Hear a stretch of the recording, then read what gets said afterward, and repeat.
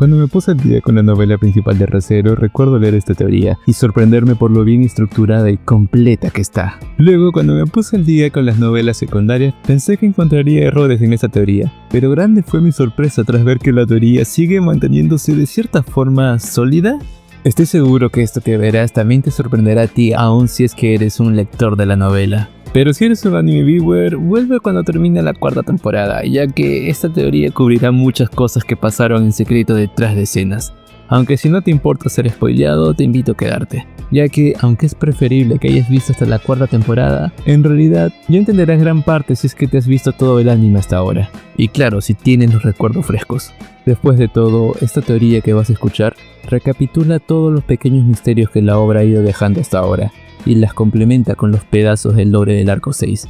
Aclaro que de por sí esta teoría no es mía. De hecho, ya me gustaría haber sido la persona que se dio cuenta de todas estas minuciosas conexiones que voy a contarte. De por sí, te digo, a mí no me gusta ver mucho contenido de Re:Zero en YouTube. Como ya leí toda literatura disponible de la obra, es difícil que encuentre algo que me sorprenda en un mar lleno de resúmenes como lo es la plataforma. Así que hazte una idea qué tanto impactó esa teoría en mí para que ya casi 4 años después de conocerla, aún la considere como una buena teoría. Y aunque no sea una teoría hecha por mí, me he tomado la libertad de complementar ciertos puntos que con el paso del tiempo se han comprobado como verdad. Y siendo consciente de que mi subjetividad evidente por esta teoría puede nublar mi juicio y adoración por esta, he compartido la teoría a un conocido que sé de primera mano que tiene conocimiento en el lore de esta obra. Claro, yo también voy a señalar algunos puntos que pienso que estén incorrectos, pero para que no digan que soy parcial, he decidido complementar la información con alguien más. También informo que esta es la parte final de una serie de 3 videos que he estado haciendo, así que si te gusta este contenido, considera ver las partes anteriores para un mejor contexto. Ahora sí, empecemos. Bienvenidos a la más grande teoría de la cuarta temporada de Re:Zero.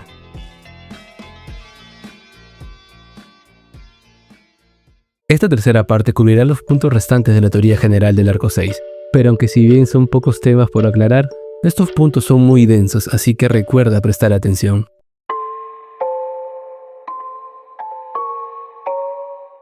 Este punto del video explica cuál es la verdadera primera prueba, así como dónde inicia y dónde termina. También explica cómo es que influyó Flugel, cuál es el desarrollo que tuvo Subaru y cómo es que la presencia de Rem termina esta primera fase. Esta prueba empezaría con el Subaru amnésico y terminaría en el momento en el que él es salvado por la Rem. Aunque no lo parezca, todo esto fue un proceso que incluyeron varias partes que les contaré ahora. Primero, empecemos con la influencia de Flugel. Si la teoría de que Flugel usó una autoridad en Meili es cierta, entonces él está que hace que Subaru empiece a dudar de sus compañeros para de esa forma arrinconarlo. El Subaru sin recuerdos entonces cree que alguien está intentando matarlo y lógicamente empieza a dudar de todos. El perder el apoyo de sus seres queridos haría que ya no pueda lidiar con el trauma de su poder. ¿Recuerdan que se cree que fue Flugel quien mató a Meili y escribió la frase de Subaru estuvo aquí en su propio brazo? Eso es porque el creador de la torre espera que Subaru dude no solo de sus seres queridos, sino que también del Subaru original. Todo se vuelve más raro cuando escuchamos, una vez más, el último diálogo que dijo Flugel a Meili antes de asesinarla.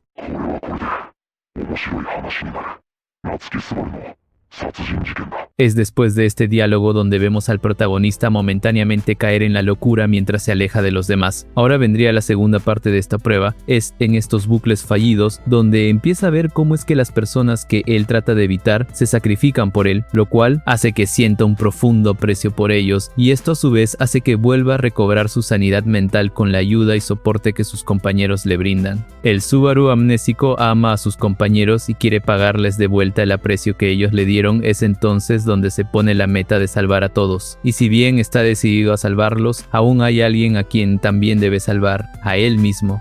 Después de eso, con el apoyo de todos, consigue detener a Meili de desistir, de asesinarlo e incluso se las arregla para hacer que ella vuelva a estar de su lado. En este punto ya ha superado gran parte de esta primera prueba verdadera, pero como le falta incluirse a sí mismo en la lista de gente a la que salvar, entonces se sumerge por segunda vez en el libro de Reid y es ahí donde se entera cómo fue que perdió sus memorias, y cuando es acorralado por Rui, aparece Rem quien le ayuda y le hace ver que no basta con que salve a los demás, sino que también debe salvarse a él mismo y al Subaru original.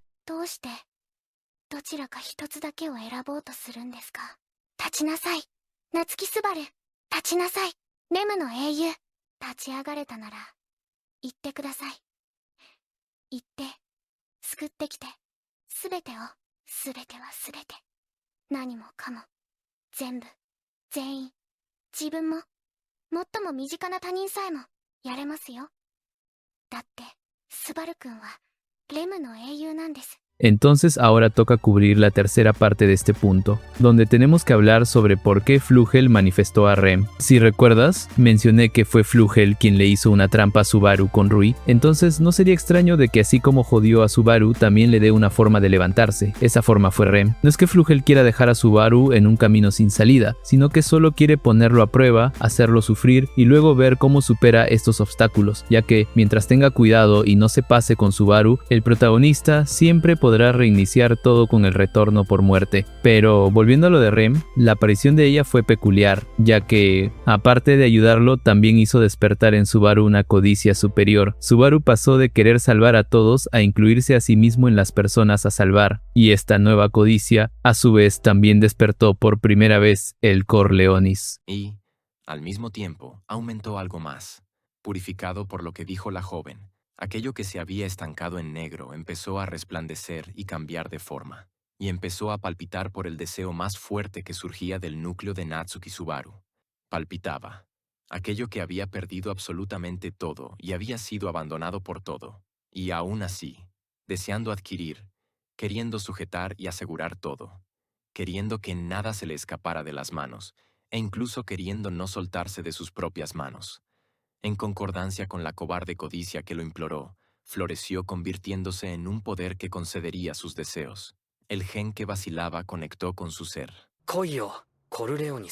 Dentro de Subaru, la semilla de la codicia que no tenía a dónde ir brotó. Puede que el propósito de esta prueba de la torre haya sido forjar las condiciones para guiar los deseos de Subaru en un sentido que le permita justamente forjar la autoridad que consiguió de Regulus. Recordemos que el Corleonis fue fundamental para superar las siguientes pruebas. Fue tan útil que genuinamente no veo posible que Subaru haya pasado los siguientes obstáculos sin usar este nuevo poder. Pero pasemos a la segunda verdadera prueba.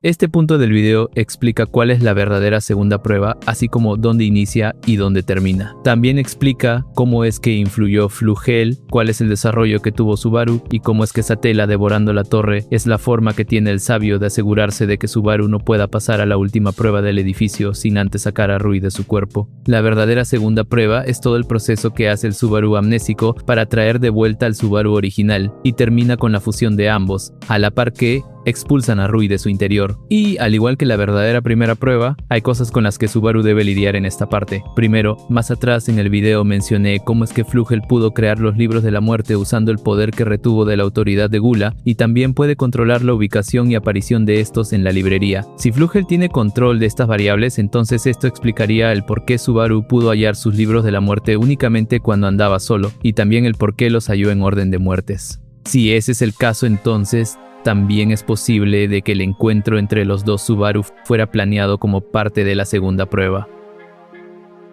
Recordemos que Raid se manifestó en base a sus memorias de su libro. ¿Por qué el Subaru de esta escena no pudo haberse manifestado de la misma forma? Lo más curioso es que así como el libro de la muerte de Raid llevaba al corredor de las memorias donde estaba Rui, ahora el último libro de la muerte de Subaru lleva al corredor de las memorias al Subaru amnésico, provocando de esta forma el reencuentro entre ambas versiones del protagonista. ¿No creen que todo es muy conveniente? La segunda parte de esta prueba logra dar otro aprendizaje a Subaru, mientras que la primera prueba verdadera encaminó a Subaru para que decida salvar a todos. Ahora en esta prueba, al reunir a su versión con memorias y sin memorias, la torre logra hacer que Subaru se vea a sí mismo desde los ojos de otra persona. Natsuki Subaru, omae wa sugoi yatsu datte. Ore wa chanto wakatteru kara.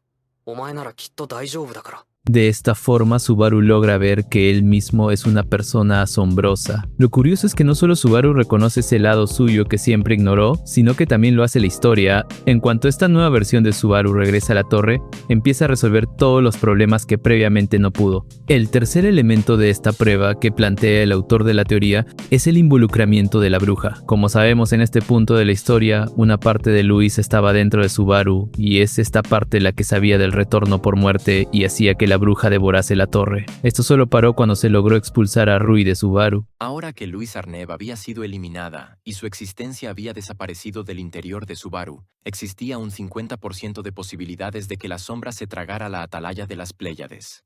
Por lo tanto, no podía confiar en eso y dejar que las circunstancias se desarrollaran lentamente. Pero también podría considerarse que la bruja de la envidia es el obstáculo que se asegura de que Subaru no pueda pasar a la siguiente evaluación si es que no logra terminar la verdadera prueba actual, la cual es recuperar sus recuerdos y expulsar a Rui. Es posible que Flugel sepa que Envidia iba a reaccionar de esta manera. Después de todo, él la selló hace 400 años, y como también parece que él sabe del retorno por muerte de Subaru, es posible que él haya anticipado esta reacción de la bruja y acorde a eso, probablemente consideró desde un inicio que ella destruiría la torre si Subaru no lograba expulsar a Rui de su interior. Pero sigamos con la parte más densa de este iceberg, y la más laboriosa para mí.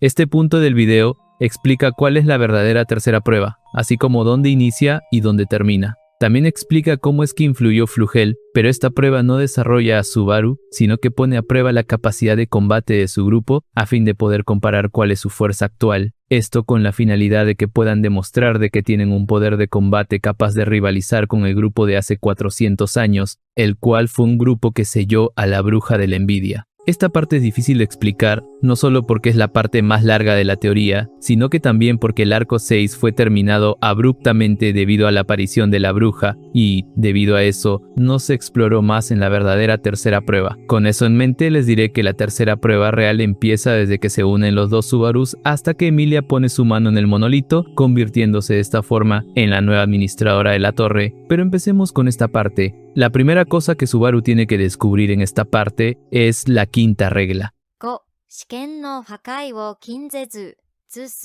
Lo curioso es que nuevamente esta regla solo pudo ser descubierta por Subaru. La quinta regla que Shaula se había callado y se negaba a revelarles era: como retadores, las pruebas limitaban sus acciones. Sin embargo, al mismo tiempo, las reglas también limitaban las acciones de Shaula, ya que era una de sus examinadoras. Es más, es él quien deduce que debían hacer tiempo para la persona que estaba en la cima de la torre, a Emilia. Beako, Miri, 時間を稼ぐ。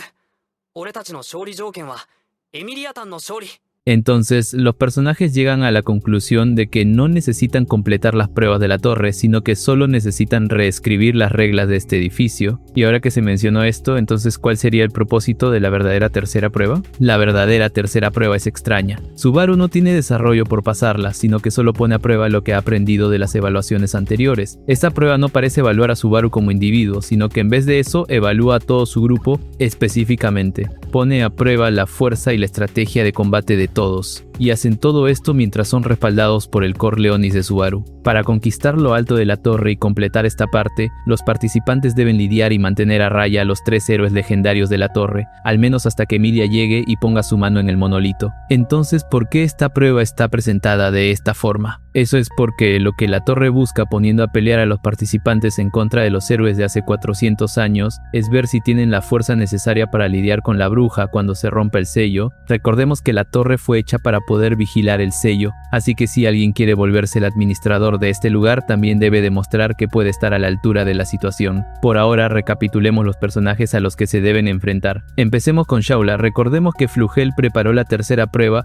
y los peligros de esta. Entonces también preparó a Shaula como parte de los obstáculos. Ella es alguien que se transforma cuando se rompe una regla, pero en todas las veces que se transformó, nunca supimos cuál fue la regla en sí que se rompió. Se había establecido que si los participantes salían de la torre, eso sería romper una regla, pero en un bucle Subaru salió y aún así ella no se transformó. Él miró eso, congelado en el lugar. Shaula, con la cabeza aplastada, estaba tendida en el suelo, con su cuerpo siendo un espectáculo para los ojos doloridos. También parece ser que Shaula no tiene ningún control sobre ella cuando se transforma, simplemente siente que el cambio va a ocurrir. Es como una especie de interruptor que se activa en ella independientemente de sus deseos. Y si es así, ¿quién es el que activa el interruptor? Lo más lógico sería pensar que el que hace esto es el administrador y creador de la torre, Flugel. Sí, esto parece algo deshonesto y sucio, pero hasta ahora todas las cosas que hizo el sabio entran en esa categoría, así que Esto no suena extraño. Creo que Shaula fue hecha para transformarse aun si una regla no se rompía, y eso con la finalidad de que los retadores la enfrenten y demuestren que pueden lidiar con la representante de una de las personas que ayudó en la pelea contra la bruja hace 400 años. Luego está Reid. Una de las razones por las que Reid no fue tan molesto al inicio de la falsa segunda prueba es porque él no podía salir de la habitación de donde apareció, pero todos se alarmaron cuando, después de poseer a Roy, él pudo quitarse esta restricción y moverse libremente por toda la torre. Pero acá viene la peculiaridad: antes de ser devorado por el arzobispo, él estaba enfrentándolo y barriendo el piso con él como nada, pero de un momento a otro, Reid decidió dejarse devorar por su enemigo. なんだそれ、何それ、何それ、急になんだよ。どうして急にそんな気になったのさ、赤毛のお兄さん。それが嫌だからって僕たちや俺たちをこんだけ振り回してくれたくせにさ。息が変わったんだよ。まあ、そうだそうだ。 ¿Recuerdan que mencioné que parecía que Reid podía hablar con alguien que nadie más que él podía ver? Este punto teoriza de que su cambio de actitud fue debido a la influencia de la autoridad de Flugel en él. Reid es producto de las recreaciones de las memorias a partir de los libros. Recuerden que no solo vimos a Reid manifestado en base a sus memorias del libro de la muerte, sino que el mismo Subaru que se reúne con su versión amnésica también parece ser uno, ya que esta reunión pasa justo después de que el Subaru amnésico lee el libro de la muerte del Subaru original. Estas recreaciones fueron hechas por la torre o el administrador de la torre, alguien que según esta teoría es Flugel. Es debido a que la autoridad del sabio sigue funcionando en él, que puede que haya sido por eso que luego pueda burlar a Roy y tomar el control del cuerpo del arzobispo como si nada. Lo curioso es que, incluso cuando ya había recuperado su independencia y podía moverse libremente por el lugar, aún así no puede atacar a Emilia, quien se dirigía a lo alto de la torre. Esto quizás sea muestra de que el administrador todavía controla sus acciones y le detiene de atacar al participante que pasó la segunda prueba. Pero mientras Emilia supera la última prueba, Reid se encargará de atacar al grupo de Subaru. Ahora pasemos con otro factor de esta prueba. Hablo del dragón de la nación en lo más alto del edificio. Cuando Emilia llega a lo alto de la torre, la situación se pone rara en el sentido de que no hay algún objeto que deba tocar o una voz que le diga en la cabeza qué cosa debe hacer para iniciar la prueba. Solo aparece Volcánica en estado de trance y le dice algunas palabras.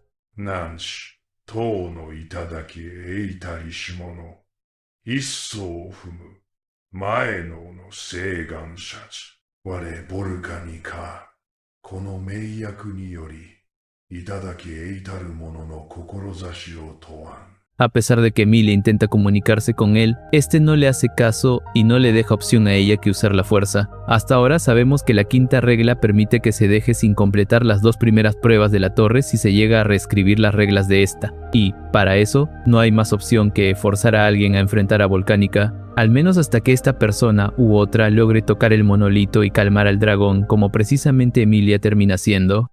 Toan nanji no kokorozashi wa. La pregunta superpuesta entró en los oídos de Emilia al mismo tiempo que ella abrió mucho los ojos y la boca. Entonces respondió en voz alta. みんな仲良くして。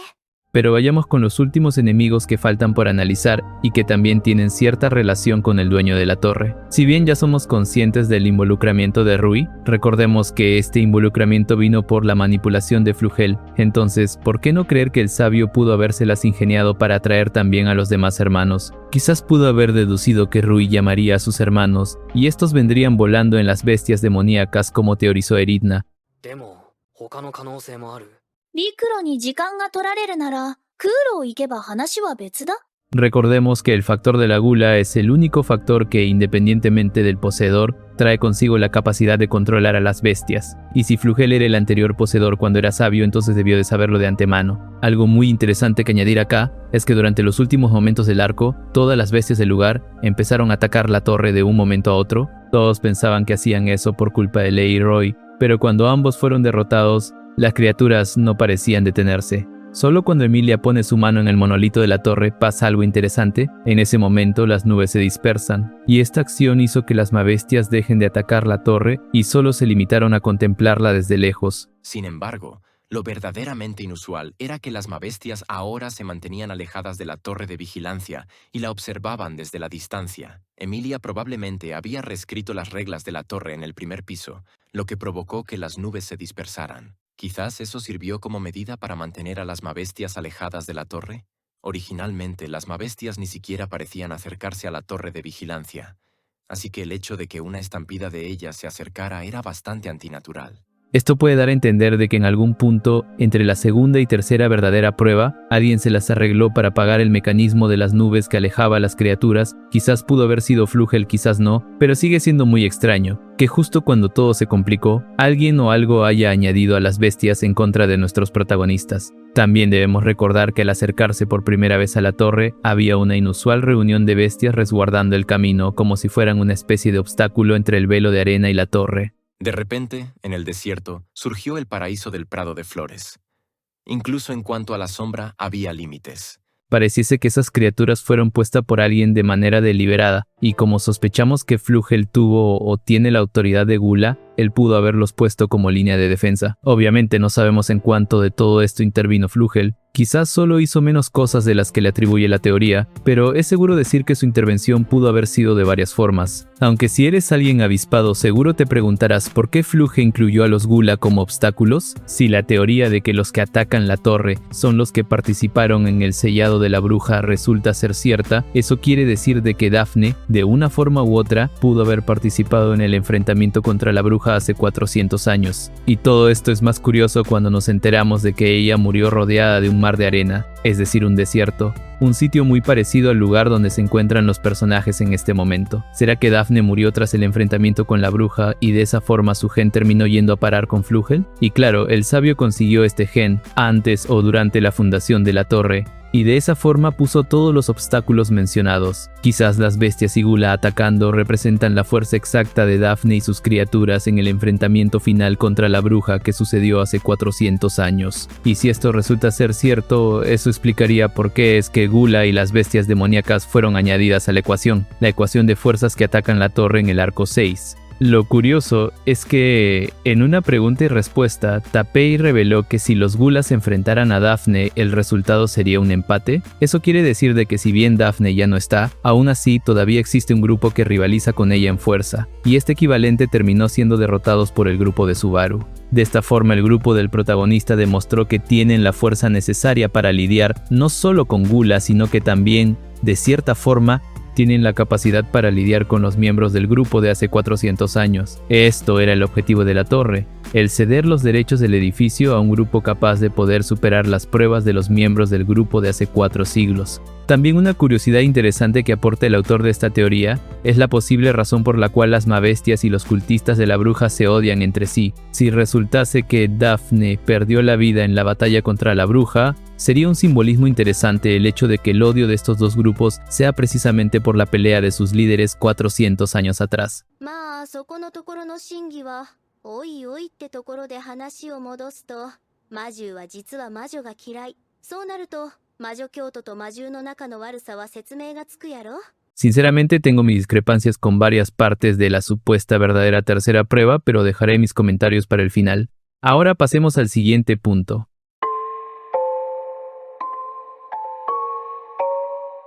Este punto del video explica por qué no se dio la cuarta visita al corredor de las memorias, y eso pasó debido a que la aparición de Rui hizo que la bruja se entrometiese y termine enviando lejos a Subaru, provocando de esta forma una desviación en los planes de Flugel. Al inicio de cada verdadera prueba, Subaru llega al salón de las memorias, pero tras pasar la tercera no pasa esto, y eso debido a que Subaru no logra llegar a lo alto de la torre. Parece que la repentina aparición de Rui en la habitación verde hizo que la bruja regresara y teletransportara al protagonista lejos.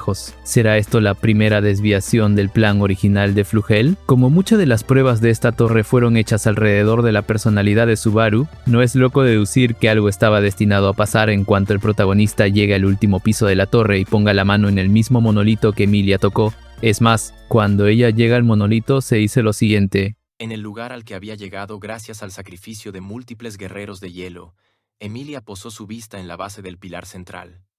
Allí se encontraba un monolito negro. El monolito parecía idéntico al que había visto durante la prueba de la tercera capa. La diferencia radicaba en que el monolito no levitaba, y en la presencia de una característica llamativa en su superficie, que se suponía estaba completamente nivelada. Aquello era. 誰かの手形？ Al abrir los ojos color amatista, Emilia vio múltiples huellas de manos impresas en su superficie, 6 en total, de hombres y mujeres. Por el tamaño de las palmas o el grosor de los dedos, se podía deducir que todas eran manos de humanos distintos. Es innegable que, dado que esos personajes se tomaron la molestia de dejar sus huellas juntos de esta manera, tenían una relación cercana y estaban conectados con esta torre de vigilancia. もしかしてシャウラのお師様とかレイド？ Todo el mundo vino a la torre buscando al sabio, pero solo tuvimos a Shaula. Sin embargo, se logró conocer al Santo de la Espada y al Gran Dragón. El sabio es el único que brilla por su ausencia. Si eres fan de la saga, seguramente ya debes estar al tanto de la posible conexión entre Subaru y Flugel. Tienen una conexión tan notoria al punto de que Shaula parece pensar que Subaru y su maestro son la misma persona. Me pregunto si el hecho de que el protagonista debía conocer a su contraparte sin memorias era una forma de prepararlo para cuando conozca a Flugel, quien puede terminar siendo otra versión de Subaru de alguna forma. Quizás si Subaru hubiera llegado al final de la torre, hubiera podido regresar al corredor de las memorias y luego hablar con Flugel. Entonces se nos hubiera revelado las respuestas a varios misterios de la obra. Solo queda esperar a que Subaru regrese a la torre en el futuro.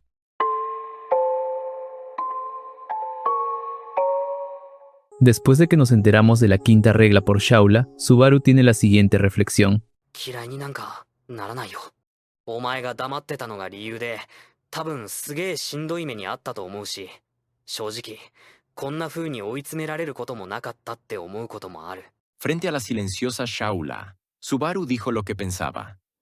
No había mentiras. Esos eran sus verdaderos sentimientos. Debido a que Shaula ocultó información según sus verdaderas intenciones, Subaru no había podido realizar investigaciones cruciales y tuvo que enfrentarse repetidamente a muertes crueles y despiadadas. No solo Subaru. Además de Subaru, Emilia y Beatrice también tuvieron que hacerlo. Nunca podría olvidar la desesperación, el descontento y la desesperanza que sintió en esos momentos. Es por eso que, si existiera una existencia que fuera el originador de todo ese mal, Subaru ciertamente nunca sería capaz de perdonarlo. Es lo que él creía. Esto implica que él parece creer que todas las cosas que pasaron en la torre fueron obra de un ente singular. Este ente no solo le provocó muchas muertes a él, sino que también ocasionó la muerte de sus amigos. Es por eso que luego agrega que si existiese un ente detrás de todo esto, él no sería capaz de perdonarlo. Lo curioso es que Emilia también tiene un pensamiento similar. Ella está molesta por la forma en cómo el administrador de la torre llevó los sucesos, ya que en el proceso hizo llorar a Subaru y puso triste a Shaula. Esperaba que Subaru no se culpara demasiado. Él no era responsable de lo que le había pasado a Shaula. Era responsabilidad de Emilia y de todos los demás. Pero para ser más precisos, お塩のフリューゲルが悪い人だと思う。 él fue quien le confió a Shaula los logros del sabio, y al vincularla a la atalaya de las Pléyades, fue responsable de ponerla a dormir.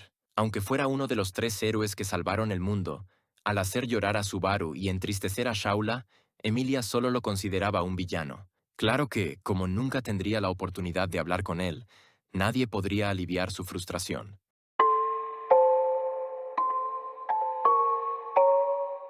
Hay muchas cosas del arco 6 que sigue sin respuesta, y si bien ya estamos en el arco 9 y ha salido información que puede comprometer la base de esta teoría, sigue siendo interesante leer las posibilidades que se trazaron alguna vez. Lo curioso es que cuando el autor de esta teoría escribía esto, llegó a una conclusión interesante, a la conclusión de que si Rui realmente fue manipulada, entonces puede que su verdadero ser tenga una redención, y sorprendentemente le atinó. Obviamente cualquiera puede decir ahora que esa redención se veía venir, pero me pregunto, ¿qué tan fácil de predecir hubiera sido afirmar esto cuando recién se terminó el arco 6? Pero si realmente fue Flugel quien manipuló el Subaru amnésico, eso quiere decir que ya vimos una parte de la personalidad del sabio. Y lo que vimos no es a alguien amoroso y tolerante como el protagonista, y eso da que pensar sobre qué rayos pasó con Flugel para que se vuelva alguien así. Antes de terminar, pondré las observaciones que me dieron mis conocidos sobre sus impresiones de la teoría. Como les dije al inicio, son personas que sé de primera mano que también tienen buen conocimiento de la novela. Aclaro que más que corregir una teoría, lo que hacen es dar observaciones sobre cosas de estas que ya sabemos que se han confirmado o desmentido. Por ejemplo, ya sabemos a día de hoy que la persona que creó la biblioteca de los muertos fue Echidna y no Flugel como esta teoría afirmaba.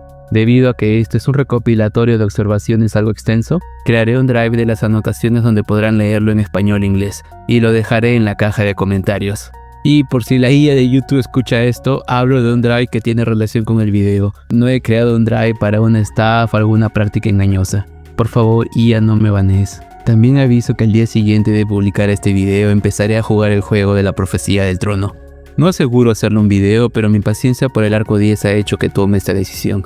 Así que si quieres acompañarme en stream en español, estás invitado a las transmisiones. De paso informo que estaré haciendo una tier list de todos los personajes de Re:Zero, incluido novelas.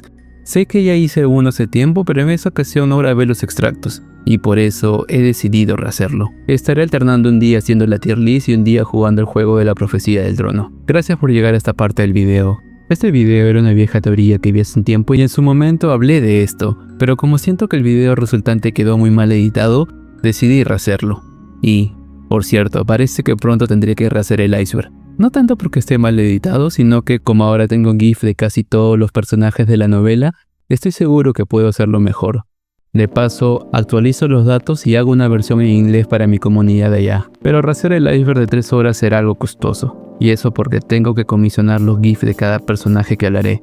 No quiero decir cuánto necesito porque ya me ha pasado en el fandom latino que la gente me mira feo por poner una meta económica. Así que si simplemente quieres apoyar para financiar los GIFs del iceberg y de los personajes que no tienen ilustraciones, considera apoyar al canal. Ya sea a través de una membresía o super chat, pero si lo haces por PayPal te lo agradecería mucho más, ya que allí el monto me llega casi en su totalidad. O si eres de Perú, puedes apoyar a través de Yape con este número. Ojalá te haya gustado esta teoría, y me gustaría saber que también te sientes igual de emocionado que yo ante lo que acabas de oír y el nuevo iceberg del canal. Recuerda que un like y un comentario me ayudan como no tienes idea, así que te pediría que me comentes tus impresiones de la teoría, o del futuro del canal.